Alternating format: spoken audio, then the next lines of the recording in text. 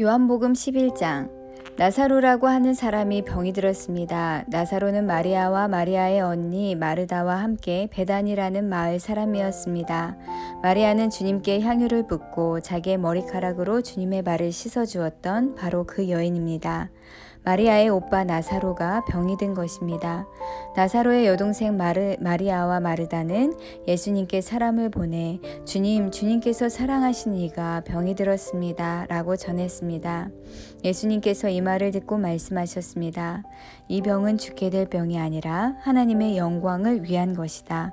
이 병으로 말미암아 하나님의 아들이 영광을 얻을 것이다. 예수님께서는 마르다와 마리아 그리고 오빠 나사로를 사랑하셨습니다. 하지만 예수님께서는 나사로가 병들었다는 말을 듣고도 지금 계신 곳에서 이틀을 더 지내셨습니다. 이틀 후 예수님께서는 제자들에게 다시 유대 땅으로 가자고 말씀하셨습니다. 제자들이 예수님께 말했습니다. 하지만 선생님, 방금 전에 유대인들이 주님을 돌로 쳐 죽이려고 하였는데 다시 그곳으로 가려고 하십니까? 예수님께서 대답하셨습니다. 하루 중 낮이 12시간이나 되지 않느냐? 사람이 낮에 걸어 다니면 그는 이 세상의 빛을 보기 때문에 넘어지지 않는다. 그러나 밤에 걸어 다니면 그 사람 속에 빛이 없으므로 넘어진다. 예수님께서 이 말씀을 하신 후에 이렇게 덧붙이셨습니다. 우리 친구 나사로가 깊이 잠들었으니 그를 깨우러 가야겠다. 그러자 제자들이 말했습니다. 주님, 나사로가 잠들었다면 낫게 될 것입니다. 예수님께서는 나사로가 죽은 것에 대해 말씀하셨지만 예수님의 제자들은 나사로가 정말로 잠을 자고 있는 것으로 생각했습니다. 그때 예수님께서 분명히 말씀하셨습니다. 나사로가 죽었다. 하지만 너희를 위해서는 내가 거기에 있지 않았던 것이 기쁘다. 이것은 너희들이 믿을 수 있도록 하기 위함이다. 그러나 이제 나사로에게 가자. 그때 디두모라는 별명을 가진 도마가 다른 제자들에게 우리도 주님과 함께 죽으러 가자고 말했습니다. 예수님께서 나사로가 있는 곳에 도착했습니다. 그때 나사로는 이미 죽어 무덤 속에 있은 지 사흘이나 되었습니다. 베다니는 예루살렘에서 약 3km 조금 못 되는 곳에 있었습니다. 많은 유대인이 오빠를 잃은 마르다와 마리아를 위로하러 두 자매에게 왔습니다. 마르다는 예수님께서 오신다는 소식을 듣고 예수님을 마중 나갔고 마리아는 집에 남아 있었습니다. 마르다가 예수님께 말했습니다. 주님께서 여기 계셨더라면 제 오빠가 죽지 않았을 것입니다. 그러나 지금이라도 주님께서 하나님께서 구하시는 것은 무엇이든지 하나님께서 주시리라는 것을 알고 있습니다. 예수님께서 말씀하셨습니다. 내 오빠가 다시 살아날 것이다. 마르다가 대답했습니다. 마지막 날에 있을 부활 때 제 오빠가 다시 살아난다는 것을 제가 압니다. 예수님께서 마르다에게 말씀하셨습니다. 나는 부활이요 생명이다. 나를 믿는 사람은 설령 죽는다 해도 살 것이며 살아서 나를 믿는 사람은 그 누가 되었든지 결코 죽지 않을 것이다. 내가 이것을 믿느냐? 마르다가 대답했습니다. 네 주님, 저는 주님께서 그리스도이시며 세상에 오시기로 한 하나님의 아들이심을 믿습니다. 마르다는 이 말을 하고는 집으로 돌아갔습니다. 마르다가 마리아를 따로 불러내 말했습니다. 선생님이 여기 오셔서 너를 찾으셔. 마리아는 이 말을 듣자마자 바로 일어나 예수님께로 갔습니다. 예수님께서는 마을로 들어오지 않으시고 그때까지 줄곧 마르다를 만났던 곳에 계셨습니다. 마리아와 함께 집에 있으면서 마리아를 위로하던 유대인들은 마리아가 일어나 황급히 나가는 것을 보았습니다. 그들은 마리아의 뒤를 따라오면서 마리아가 통곡하러 무덤에 가는 것이라고 생각했습니다. 마리아는 예수님께서 계신 곳으로 갔습니다. 마리아는 예수님을 보자 그의 발 아래 엎드려 이렇게 말했습니다. 주님께서 여기 계셨더라면 저의 오빠가 죽지 않았을 것입니다. 예수님께서 마리아와 마리아의 뒤를 따라온 유대인들이 우는 것을 보셨습니다. 예수님의 마음은 격한 감정이 들면서 몹시 아프셨습니다. 예수님께서 말씀하셨습니다. 나사로를 어디에 두었느냐? 그들이 대답했습니다. 와서 보십시오, 주님. 그러자 예수님께서 눈물을 흘리셨습니다. 그것을 보고 유대인들이 말했습니다. 예수님께서 나사로를 얼마나 사랑하셨는가 보아라. 그러나 그들 중에는 안 못 보는 안 못 보는 사람의 눈도 뜨게 한 사람이 나사로가 죽지 않게 할 수는 없었나? 라고 말하는 사람도 있었습니다. 예수님께서는 몹시 아픈 마음으로 무덤에 가셨습니다. 그 무덤은 입구를 커다란 돌로 막은 굴이었습니다. 예수님께서 돌을 옮겨 놓으라고 말씀하셨습니다. 죽은 나사로의 여동생 마르다가 예수님께 말씀드렸습니다. 주님, 오빠가 죽어 무덤에 있은 지 이미 4일이나 되어 냄새가 심하게 납니다. 예수님께서 마르다에게 말씀하셨습니다. 내가 믿으면 하나님의 영광을 볼 것이라고 내가 너에게 말하지 않았느냐? 그래서 사람들이 입구에서 돌을 옮겨 놓았습니다. 그때 예수님께서는 고개를 들어 하늘을 보시며 말씀하셨습니다. 아버지, 지금까지 제 말을 들어주셔서 감사합니다. 아버지께서는 언제나 제 말을 들으시는 줄을 제가 압니다. 그러나 저는 주위에 있는 이 사람들을 위하여 그들이 아버지께서 저를 보내셨음을 믿게 하기 위하여 이 말을 한 것입니다. 예수님께서는 이 말씀을 하신 후 큰 소리로 말씀하셨습니다. 나사로야, 나오너라. 죽은 사람이 밖으로 나왔습니다. 그의 손과 발은 천으로 감겨져 있었습니다. 예수님께서는 사람들에게 천을 풀어주어 다니게 하여라 라고 말씀하셨습니다. 마리아에게 조문하러 왔던 유대인들은 예수님께서 하신 이를 보고는 그분을 믿었습니다. 그러나 그들 중 어떤 유대인들은 바리새인들에게 가서 예수님께서 하신 일을 일러 바쳤습니다. 그러자 대제사장들과 바리새인들은 사내들인을 열어 의견을 물었습니다. 어떻게 하면 좋겠습니까? 이 사람은 많은 표적을 행하고 있습니다. 만일 우리가 이 사람이 하는 대로 계속 내버려 둔다면 모든 사람이 그를 믿을 것입니다. 그러면 로마 사람들이 와서 우리 땅과 민족을 모두 빼앗아 버릴 것입니다. 그들 중에 가야바라는 한 사람이 있었습니다. 가야바는 그 해의 대제사장이었습니다. 가야바가 이렇게 말했습니다. 여러분들은 아무것도 모르시는군요. 민족 전체가 멸망당하는 것보다는 한 사람이 백성을 위하여 죽는 것이 더 낫다는 사실을 깨닫지 못하십니까? 이 말은 가야바가 스스로 한 말이 아니었습니다. 그는 그 해의 대제사장이었으므로 예수님께서 유대 민족을 위해 죽게 될 것을 예언한 것이었습니다. 가야바는 예수님께서 유대 민족만이 아니라 사방에 흩어져 있는 하나님의 자녀들을 하나로 만들기 위해 죽으실 것을 예언한 것입니다. 그날 이후 유대의 지도자들은 예수님을 죽일 계획을 세우기 시작했습니다. 예수님께서는 더 이상 유대인들이 있는 곳에 공공연히 다니지 않으셨습니다. 예수님께서는 그곳을 떠나 광야 근처에 있는 에브라임이라는 마을로 가서 제자들과 함께 거기서 지내셨습니다. 유대인의 명절인 유월절이 가까이 다가왔습니다. 유월절이 되기도 전에 많은 사람들이 자신을 깨끗하게 하기 위해 시골에서 예루살렘으로 올라왔습니다. 사람들은 부지런히 예수님을 찾았습니다. 그들은 성전 뜰에 서서 서로 물었습니다. 당신들 생각은 어떻소? 그분이 명절에 안 오시지는 않겠지요? 그러나 대제사장들과 바리새인들은 누구든지 예수님께서 계신 곳을 알기만 하면 반드시 자기들에게 알려야 한다고 명령을 내렸습니다.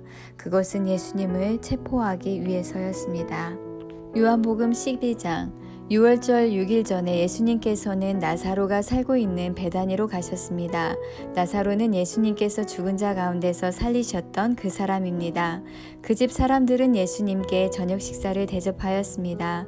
마르다는 음식을 접대하는 일을 맡았고 나사로는 예수님과 함께 식사하는 사람들 속에 있었습니다. 마리아가 매우 비싼 나드 향유 약 300g을 가져와서 예수님의 발에 붓고 자기의 머리카락으로 그 발을 닦았습니다.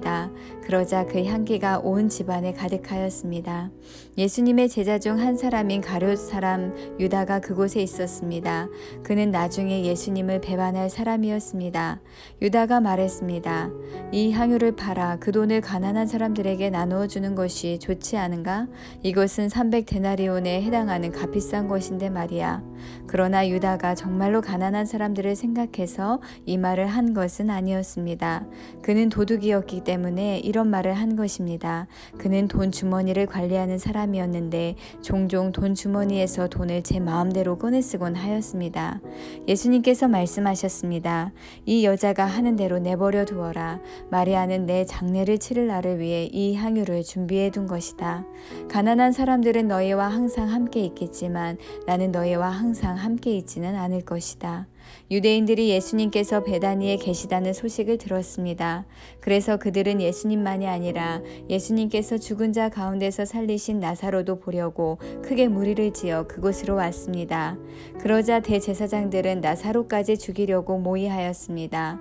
이렇게 그들이 나사로를 죽이려고 하는 것은 나사로 때문에 많은 유대인이 예수님께 가서 그분을 믿었기 때문입니다. 다음 날 유월절을 지키러 온 많은 무리들은 예수님께서 예루살렘으로 오신다는 소식을 들었습니다. 그들은 손에 종려나무 가지를 들고 예수님을 맞으러 나갔습니다. 그리고 외쳤습니다. 호산나, 주님의 이름으로 오시는 자에게 복이 있을 것이다. 이스라엘의 왕에게 복이 있을 것이다. 예수님께서는 어린 나귀를 발견하시고는 성경에 기록된 대로 그 위에 타셨습니다. 시온에 따라 두려워하지 마라. 보아라, 너의 왕이 오신다. 그분은 어린 나귀를 타셨다. 예수님의 제자들은 처음에 이 말씀을 깨닫지 못했습니다. 그러나 예수님께서 영광을 받으신 뒤에야 비로소 이 말씀이 예수님에 관해 기록된 것이라는 사실과 사람들이 예수님께 이렇게 하였다는 것을 알게 되었습니다. 예수님께서 나사로를 무덤 밖으로 불러내시고 그를 죽은 자 가운데서 다시 살리실 때 예수님과 함께 있던 많은 군중들은 계속해서 예수님께서 행하신 일을 증언하였습니다. 이처럼 많은 사람이 예수님께서 행하신 이 표적에 대한 소문을 들었기 때문에 예수님을 맞으러 나왔던 것입니다. 그래서 바리새인들은 자기들끼리 이렇게 말했습니다. 보시다시피 우리 계획은 하나도 성공을 거두지 못했습니다. 온 세상이 저 사람을 따르고 있지 않습니까? 유월절에 예배드리기 위해 예루살렘에 온 사람들 중에 그리스 사람들이 덜어 있었습니다. 이 사람들이 갈릴리 벳세다 출신인 빌립에게 와서 요청했습니다. 선생님, 우리가 예수님을 뵙고 싶습니다. 빌립이 안드레에게 가서 말하였고 안드레와 빌립은 다시 예수님께 그 말을 전했습니다. 예수님께서 그들에게 대답하셨습니다. 인자가 영광을 받을 때가 왔다. 내가 너희에게 진리를 말한다. 밀알이 땅에 떨어져 죽지 않으면 한 알 그대로 있지만 죽으면 많은 열매를 맺는 법이다. 자기 목숨을 사랑하는 사람은 목숨을 잃을 것이지만 이 세상에서 자기 목숨을 미워하는 사람은 영원히 목숨을 보존할 것이다. 누구든지 나를 섬기려면 나를 따르라. 내가 있는 곳에 나를 섬기는 사람도 있을 것이다. 나를 섬기는 사람은 내 아버지께서 높이실 것이다. 지금 내 마음이 무척 괴로우니 무슨 말을 하겠습니까? 아버지, 이 때를 벗어나게 해주십시오. 아닙니다. 나는 이 일 때문에 이 때에 온 것입니다. 아버지, 아버지의 이름을 영화롭게 하소서. 그때 하늘로부터 내가 이미 영화롭게 하였고 또다시 영화롭게 할 것이다 라는 소리가 들렸습니다. 곁에 서서 이 소리를 들은 많은 사람이 천둥 소리가 들렸다고 말했습니다. 그러나 그 사람들 중에는 천사가 그에게 말하였다 라고 하는 사람도 있었습니다. 예수님께서는 이렇게 대답하셨습니다. 이 소리는 나를 위해서가 아니라 너희를 위해서 들린 것이다. 이제 이 세상을 심판할 때가 되었다. 이제 이 세상의 통치자가 쫓겨날 것이다. 내가 땅에서 들려 올라가게 되면 나는 모든 사람을 내게로 이끌 것이다. 예수님께서 이런 말씀을 하신 것은 자신이 어떤 식으로 죽을 것인가를 보이려는 것이었습니다. 군중은 이 말을 듣자 이렇게 말했습니다. 우리는 율법에서 그리스도가 영원히 계실 것이라고 들었습니다. 그런데 당신은 어떻게 해서 인자가 들려야 한다고 말씀하십니까? 당신이 말씀하시는 인자란 도대체 누구입니까? 그러자 예수님께서 대답하셨습니다. 빛이 잠시만 더 너희와 함께 있을 것이다. 빛이 있을 때에 너 다니면 너희는 어둠에 사로잡히지 않을 것이다. 어둠 속에서 다니는 사람은 자기가 어디로 가는지 모른다. 빛이 너희에게 있을 동안 빛을 믿어라. 그러면 너희는 빛의 아들이 될 것이다. 예수님께서는 이 말씀을 하시고 그들을 떠나 숨으셨습니다. 예수님께서 이 모든 표적을 사람들 앞에서 행하셨지만 그들은 여전히 예수님을 믿으려 하지 않았습니다. 이것은 이사야 예언자의 말씀이 이루어진 것입니다. 주님이시여, 우리가 전한 것을 누가 믿었습니까? 주님의 능력이 누구에게 나타났습니까? 이런 이유 때문에 사람들은 믿을 수가 없었습니다. 다시 이사야 예언자는 말하였습니다. 주님께서 그들의 눈을 멀게 하시고 그들의 마음을 완고하게 하셨으니 그들이 눈으로 보고 마음으로 깨닫고 돌아와 고침을 받지 못하게 하려는 것이다. 이사야가 이런 말을 한 것은 그가 예수님의 영광을 보고 예수님에 관하여 말했기 때문입니다. 그러나 동시에 지도자들 중에서도 예수님을 믿는 사람이 많이 생겼습니다. 하지만 그들은 바리새인들 때문에 예수님을 믿는다고 고백하지는 못했습니다. 그들은 회당에서 쫓겨날까 두려워했습니다.